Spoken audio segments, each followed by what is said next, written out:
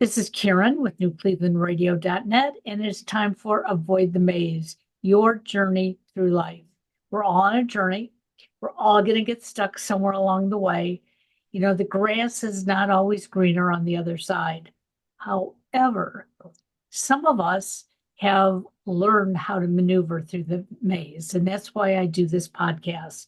Not only do I learn for myself, but I'm sharing with you, my listeners. My guest today is Shane Perry, and I could read his long bio, but I'm not going to. In fact, most of it will be in the show notes. But what I'm asking you to do is listen to Shane's journey. I guarantee you're going to find at least one thing that you can relate to, if not more. So, welcome, Shane, and give us a little bit of background. Hi, Karen. Thank you for having me. I'm really honored to be here. So, yes, I live here in California, and my background is I come from a small farming town, and didn't no college. That was just kind of how it was for us back in that day. You didn't go to college; you just had your job waiting for you when you got out of high school, and I did. And I was working for a company driving a truck. And at 21 years old, I crossed paths with an opportunity. And it was an opportunity to get a professional financial license and go build a business within the financial arena. And my journey really started when I fell in love with this business. I had aspirations to do great things. And the first 2 years, I was actually kind of an utter failure, to be honest with you. And I just was not doing what I needed to do. And I remember sitting there at that moment when I was young. I'm only 21, 22, 23 years old at the time. And I remember sitting there thinking, like, why am I not doing what I know I need to do so I can go succeed? Because I want to succeed. I don't want to go get a job again. I don't want to do that. I want to do it. And I was able to get out of my own way, if you will, then had a little success. And then 5 years down the road, I moved to a town, Fresno, California. It was about 2.5 hours away. And I moved into this area, didn't know anybody, with the goal and aspirations of building a very big business. That's what my goal was. What I found as I started talking to people and trying to grow my agency and open more offices and so on, that I wasn't the only one that was like that. I found that most people are stuck in a comfort zone, just like I was. Most people have goals and dreams and they want to do something, but they can't seem to get out of their own way to make it happen. And oftentimes they just let these dreams and these goals and these aspirations slip. And so during that time, this is about, gosh, this is probably 30 years ago, 26, 28 years ago. I remember I did a deep dive. I wanted to learn the ins and outs of our species. What makes us tick? Why do we act the way that we do? Why do we do the things that we do? And so I did a deep dive. I did everything. That was before the YouTube days and internet and all that stuff back then. But I was buying college psychology textbooks and reading everything that I could and just studying everything. I wanted to learn, why was I that way? Why was I able to break out of that and get out of my own way and go do what I needed to do? But why is so many won't do it or just can't? And so I learned the psychology behind this of what makes us tick. And I had a natural kind of grasp of it anyways. And so I kind of altered and changed the way that I was building my business back then. And instead of bringing people into my organization or my business and just training them how to do the business, I'd say about half of my training was really on the mindset, teaching them to think a little bit differently, just to break out of this mediocre mentality that we're all taught, that we're all in, and these help them with their paradigms. And I was able to actually get people to come in and stay and produce. And I built a 7-figure business and produced a lot of financially independent people along the way. And, you fast forward, that business now runs itself. I don't really do much. I'm kind of semi-retired from that. And I've been there since about 2013, 2014. And then about 4 years ago, I finally got serious about my fitness routine, my fitness journey. I spent about 10 years, 12 years just doing the high protein, low carb thing. I would lose weight, then I'd put it back, then I'd lose weight, then I'd put it back. And I knew the whole time this is really bad for my body. This is not what I'm supposed to be doing, but I'm lazy and I'm going to do it. And then about 4 years ago, I woke up one day and I said, okay, enough is enough. I know what I need to do. I need to get out there. I need to eat better. and I need to get in the gym. I need to eat better. I need to exercise. And it was funny because when this happened, all of a sudden, all of the things that I've been teaching people for decades, I had to apply myself because I Right. set a goal and it was tough. And I'll talk about that in a little bit, but that's really what I teach. I teach people how to break out of their comfort zone, set goals, achieve goals, and become a high performance individual. And I had to do this all of a sudden. And when I did that, I was also at the time kind of speaking for some companies and some individuals and some people outside of my business, helping them with this, with their employees, with their organization and everything. And when that happened, and I got back in my fitness journey and I applied that, I realized like, okay, I really like teaching this to people. I like helping people. I loved helping it. I loved doing this when I was building my business and watching people change and perform and be all they can be, if you will. Or- And then 2 years ago, a little over 2 years ago, December of 2021, my 19-year-old daughter passed away. And she had a seizure disorder since she was 11.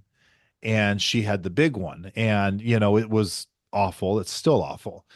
And, but that was a real paradigm shifting moment for me where I realized that, I don't want to be retired. It's boring. I realized that my passion for my former business, although it's a great business and it's big and it does great, the passion is just not there.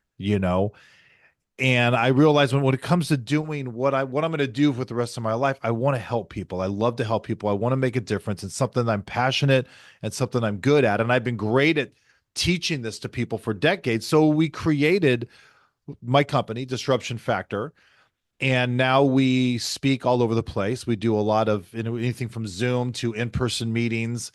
And I am a performance consultant with individuals as well as companies, a lot of fitness, to be honest with you.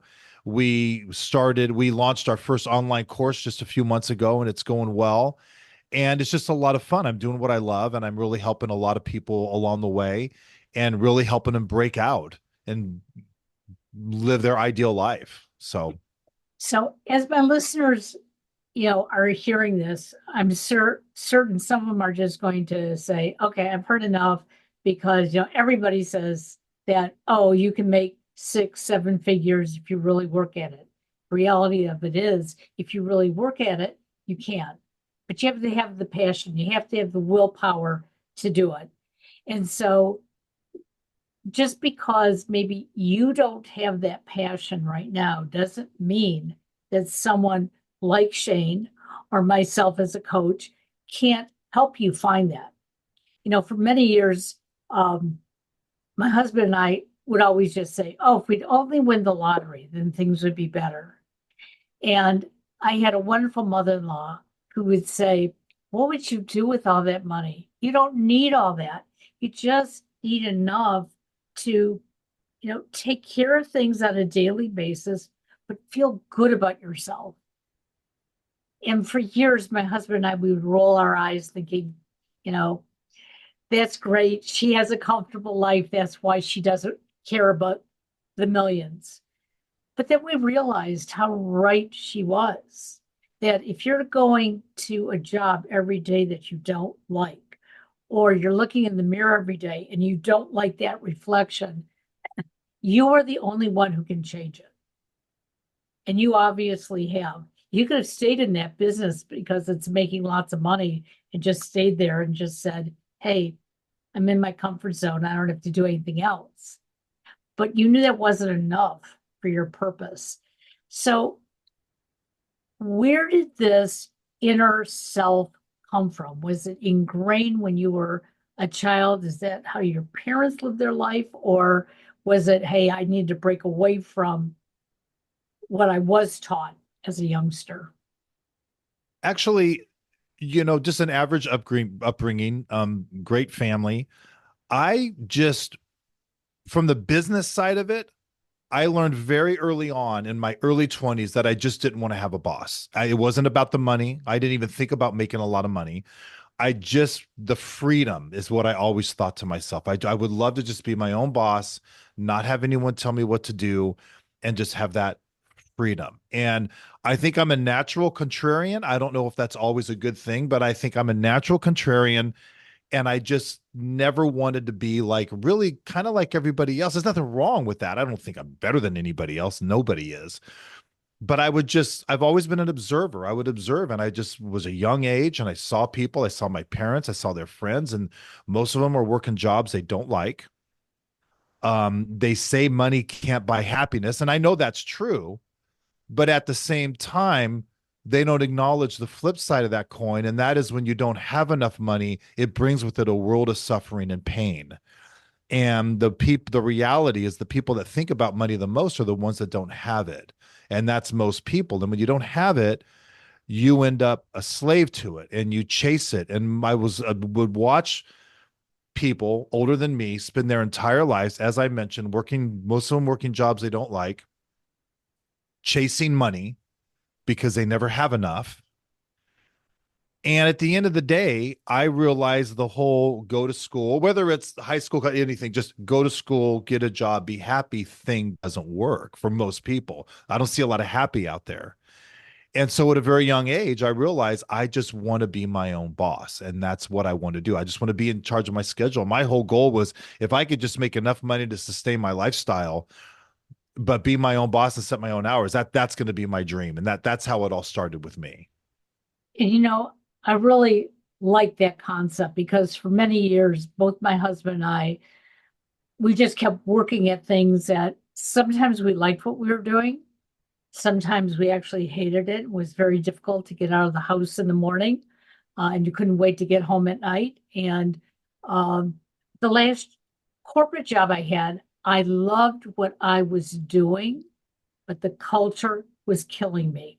Oh, And I would go to work every day saying, I love my students. I love being with them. I love helping them. When you talk about like loving to help people, I basically was coaching my students through college. And that part I liked. What I hated was when the corporate people would come around me and saying, you're spending too much time with Mary. You need to get on with, Alice or somebody else. And I'd look at them and say, Alice isn't waiting for me. Mary is here.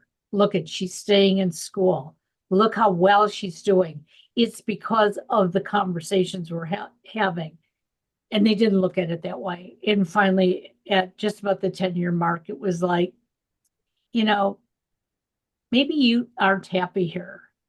And then that bell went off in my head. right. Not. I'm, if I could kept doing what I was doing without them overseeing me, I would have been great. And then I came home and my husband and I talked about it. And I said, I'm not going to have a paycheck anymore. And he said, well, you can get another job. And I said, but I know what I really want to do. And when I told him that I wanted a podcast, eventually I wanted to coach. Now, this was 11 years ago. He sort of looked at me like, are you crazy? Like, Sure. who's going to listen Right. to your voice? But at the same time, he saw the energy I had and he said, okay, let's try it. Let's see what you can do with it. And I'm not out there like some people that say, hey, there's a certain number I have to hit every day. If I'm content at the end of the day, then I've helped the people that I've talked to. I've been there. So that's why I tell my listeners, your success may not be Shane's success, but if you are achieving and you're happy, that's all the money in the world. Right. Right. And it's not just, financial or business too. That's really where my passion comes in, to be honest with you. There's 5 areas of life, typically 5 areas. There's not in any particular order, but there's spiritual, financial, relational, physical, recreational. And anytime somebody decides that they want to take one or more of those areas to a new level. So, for example, the number one goal set in the world is weight loss, something fitness related, typically weight loss, like to lose weight, but 92% of people that set goals don't achieve them. And it's rarely because they don't have the physical abilities to achieve an actual goal. It's rarely that's the case. It's almost always what goes on between our ears. It's our way of thinking. It's our entrained mentality. It's the paradigm we've built over time. It's our worldview. And ultimately, and that's where my specialty really is all things comfort zone. We hear a lot of talk about comfort zone. You can go anywhere on social media and success lies outside of your comfort zone and you need to escape your comfort zone. And then you've got all the memes with all the circles of the fear zone and the growth. We've seen all those, but rarely do you find anybody that's willing to talk to, okay, this is what your comfort zone is. This is how it was built. These are the characteristics that you have that keep you there. This is what it's going to take to break out of it. This is what it's going to take for you to face a disruption when you leave it.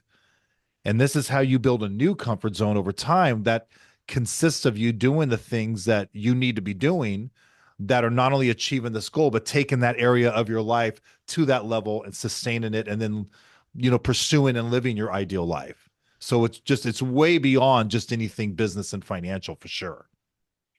So it's interesting because last week I had a meeting with a gentleman who I had podcasted with, and I loved his concept of business. And he kept asking me questions about what is it I really wanted to do. Now, most of his clients are looking for 6, 7 figures. I said to him, look, I'm 74 years old. Would I like 6 or 7 figures? Hey, that's gravy. That would be wonderful. But I wasn't ready to retire 11 years ago when I was pushed out the door. I'm not ready to retire now. I want to keep doing what I'm doing. And he said, let's stop. What is really your focus? What is it truly? And all of a sudden, this light bulb went out. I'm trying to be everything to everybody. I can't do that. So what is my focus? My focus basically is capturing individuals who hit that certain age, whatever it is, and think, is this all there is in life? Yeah. And those are the people I want to reach, that there is more in life. Whether you have money or not, we all have unique opportunities in our lives. And sometimes it takes somebody there to just help pull it out of you for you to see it. Right. A couple years ago, I had said to somebody, hey, I really want to learn how to paint. And he looked at me and said, it's not about learning, it's about doing. And then I realized I don't want to paint. Yeah, I envisioned myself painting these beautiful masterpieces. Sure. But when he said doing, I said, to me, that felt like work. And it was like, that's not what I want to do. And he goes, then don't do it. He said, so what do you want to do? I said, I want to talk to people like Shane. I want to find out that one little thing that resonates with me that's going to make me a better version of myself. Sure. And so when I read your bio, it was like, you've come a long way. You're right. College isn't for everybody. And how many kids today are going to college, racking up huge bills, and they don't even want to use their degree? Sure. Sure. So I have a brother, many, many years ago, back in the 60s, got his degree in architecture, a 5-year degree. 1 month before graduation, he walked away. Oh my goodness. He had no desire to be an architect. He went into the music business and he did phenomenal. That's so great. That was his passion. Now, Yeah. 50 years ago, we didn't do those things. Right. Yeah. But I think your message is very powerful because your education is through doing. Right. So how do you help your clients understand that you know what, you might have a degree in biophysics, but if that's not what you want to do and this is your passion, how do you turn that around to be able to say, I can do this? Right. It's interesting you say that because that's the one thing I've taught all my kids since they were little. And I've never, I'm neutral on college. Some people it's great, some people it's not. Um, I've always taught my kids from an early age, look, if you're fortunate enough to be able to discover early on what you love to do, what you're passionate about, and you can find a way to make money with that, a job, ideally your own business, you're going to be happy. And I would always tell them, it doesn't matter the money, if you make money or not, that's a byproduct of doing what you love, not the other way around. Right. And my oldest son, my 25-year-old, is actually doing that. He's doing what he loves to do. But you're right. For us, I'm 56 years old. We weren't taught that. This is kind of a different way of thinking. We were always told kind of this is the pattern of what we do. You're going to go to school, you're going to go to college if you can. And you're going to grab that job. You're going to hold on to that job for dear life. You're going to keep your head down. You're not going to ask any questions, and you're going to go live your life. And that worked for generations. It hasn't worked since the year 2000. And Right. employee compensation doesn't keep pace with the cost of living. It hasn't in 24 years, and we're seeing that. And so COVID had a lot to do with this kind of reawakening, if you will. It was a new awakening I've been in the financial services business for 36 years. And I've been shouting from the rooftops, if you will, the proverbial rooftops for 26 years, 36 years to anyone that will listen.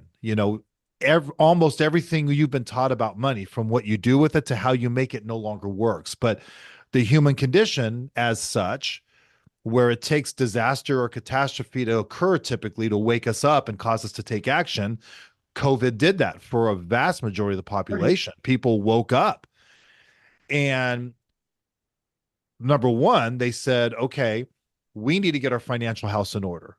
We knew a lot of people that lost their jobs, lots of, maybe we did, maybe we didn't, but we were scared to. And we looked around at all of our stuff, realizing that we have all this stuff. But if we lost our job, how long could we really go before we be broke? So people all of a sudden woke up and they want to get their financial house in order. And the same thing happened with what we do. A lot of people realize, like, same thing. They have friends who lost their businesses. They know people that lost their jobs. Maybe they did, maybe they didn't, but it was a real reality check. And all of a sudden, it gave birth to the Zoom economy, and people were working remotely now has become the number one most sought after benefit in corporate America. That's according to CNBC.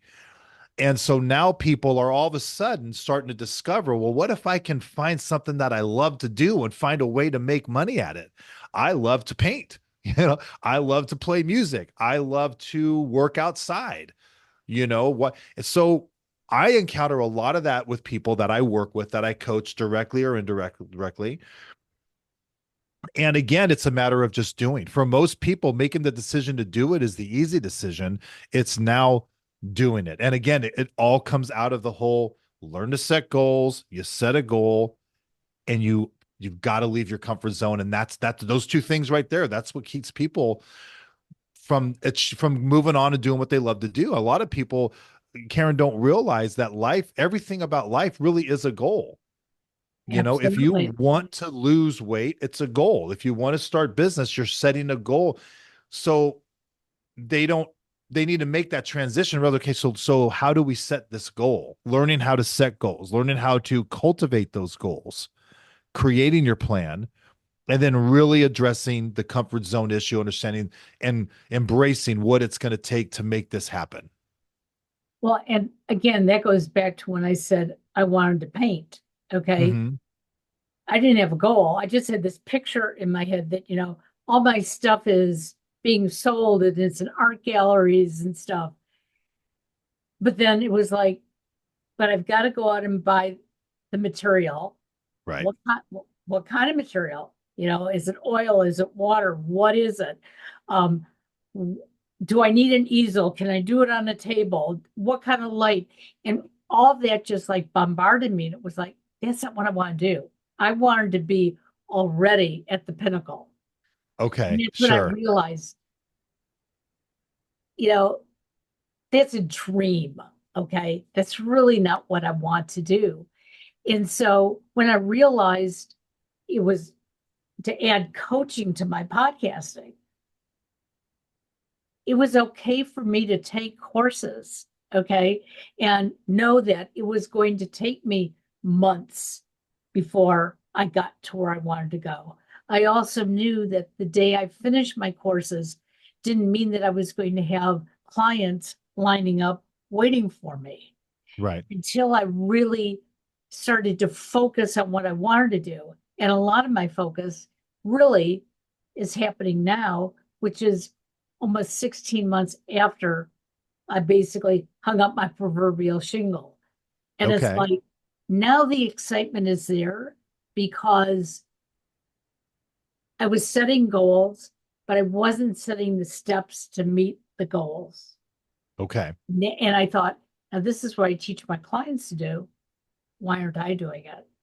And it was like, we got to do this differently. I got to do what I preach. And all of a sudden it was like, Yes. oh, this is all I have to do today, this one step. And if I do that one step, I have a huge achievement. And then tomorrow I can do the next step. That's where I think we fail so many times because we don't know how to set up the steps to go with the goals. Right. Right. Exactly. Yeah. And you're right. Going and having to practice what you preach, you have that aha moment, realizing like, oh my goodness, yeah, this is I got to do that. Then you realize how good you are at doing that and how you've got a real message that needs to get out there to people. I'm sure you realize that as well. So when you transitioned from your business and decided, teaching is what you like to do, helping others get ahead. Um, I love that comment that you love to help others because when I was at the college, almost every student who walked in my door told me they wanted to be a nurse. And when you ask them why, I like helping people. And I would sit there and go, you don't have to be a nurse to help people. Now, nothing wrong with nursing, but do you want to take all those courses you need to take? Do you want Right. to do all those things? Or is it you just want to help people? And if it's helping people, I can tell you a zillion different professions you can have doing that. Some with training, some you don't need the extra training. But how did you determine that this is really where I want to focus? This is my purpose now. Well, around 2013, I semi-retired from that business. It runs itself. I have a bunch of offices. I'm still involved, but not very much. They all run themselves and it goes. And I tried doing this kind of semi-retired life, if you will, and it was boring. And I wanted, I need something to do. But this time I wanted to do something that I loved, and I just wasn't sure what. And then I was still I started advising and helping people with that, teaching them what I know with the mentality of setting goals and achieving in comfort zone. I had some real estate offices and then some other companies and helping them with their people. And then when I got into 4 years ago, when I started working out and got into my own fitness program, I got in that circle. And right, for example, there's quite a few personal trainers around the country that are affiliates to my online course that they use for their clients. Because if you're a personal trainer, you got to find clients, but then it's hard to keep your clients because they give up. Right. So getting people to do that. And so that's really when I saw like, man, I can help people. And I know this works because I built a business and I changed a lot of lives for decades by teaching people how to get out of their own way in my own business. And then, I realized that, I'm good at this. I mean, I actually do understand people. I do make a difference. And then, of course, again, when my daughter passed away, and I just really wanted to do something and I wanted to follow a passion. And I really love that feeling of watching people succeed, watching people actually set a goal and achieve that goal. And it's entrained in all of us that we want that, right? Right. And, Karen, there's so many people out there. One of the worst feelings you can have as a person, and we've probably all had it, is again, I'm just going to go to the weight loss because that's typically the Sure. biggest goal people set, the number one goal. One of the worst feelings you can have is you set a goal, like I want to lose weight, and you start a diet, you did exercise, whatever it is that you're doing. And like the vast majority of people, you just let it slip away, or you actually do achieve your goal, but then you let it slip away and you put the weight back on. But usually people just kind of give up and fall back in their comfort zone. And then they get this feeling, whether it's a year down the road, 2 years down the road, that they have this flicker of an instant, they have this thought. and they think, where would I be right now if I just wouldn't have given up? And that's one of the most gut wrenching, heartbreaking thoughts you can have about any goal. When I started, I told you my story when I was 21 years old and started that business. That one thought is what kept me going because I wasn't very good. I was failed my first 2 years. I was a really slow starter. My parents were giving me a hard time. Go get a job, all this stuff. And I would just, one of the things I would think, I'm 22 years old, 23 years old, a year or two into it, thinking, how am I going to feel if I give this up? And one day I drive by one of those offices and for a flicker of a second, think like, man, 3 years, 10 years later, where would I be if I just went into stock? You know? So it's so imperative to teach people that. I call that negative motivation, and you kind of need Right. it a little bit. Um, and helping them, giving them the tools to be able to set a goal, cultivate it, and actually achieve that goal. It's one of the most satisfying things, because there's a lot of people, there's a lot of products, there's a lot of stuff out there that people don't need, that a lot of gimmicks, a lot of sounds good, but doesn't really work. But when you're actually doing something, as you know, that actually works and you're helping people and you're helping them make positive changes and they're moving their life forward, they're moving an area of their life forward in a positive direction, they feel better about themselves, they feel the sense of accomplishment, and ultimately down the road they go, you know what, I did it. Most don't, but I did. It's a great feeling. So that it's such a passion of mine. I just love it so much. Well, one of the So, things that, oh, I'm sorry. So it became a yeah, no-brainer for me as to like, sure. I want to do this. So one of the things that I learned very late in life, but not too late because it's never too late to learn something, That's right. is I was one of those people. Whether it was a diet or whatever, if I didn't get to a certain point by a certain time, it felt this is worthless. And in the last 11, 12 years, there are days that I feel that way, but I Hmm. stop and I go, but look where I am. Now I can stay here for a little bit if I don't want to put the energy into it, but I don't want to go backwards. So either I want to stay here or I want to keep moving forward. And what I find with myself is it probably doesn't even take a day when I say, okay, I'm ready to keep moving because I know that is part of my success at the end of the day. Nobody else has to see it. But if I can feel it, that's what's important. Prior to that time, I was giving up. Okay. And especially when I was, at my corporate job, I loved it. I loved it. I loved it. But my husband kept saying to me, you can move on. And I didn't take the hints. It was like, no, I'm comfortable. I knew what I didn't like, but I knew what I liked. And Hmm. so I stayed until they really didn't want me anymore. Initially, them not wanting me made me feel very negative about myself. Okay, sure. But I luckily have a younger son who said to me, Mom, they're just people. So are you. What do you Hmm. think about yourself?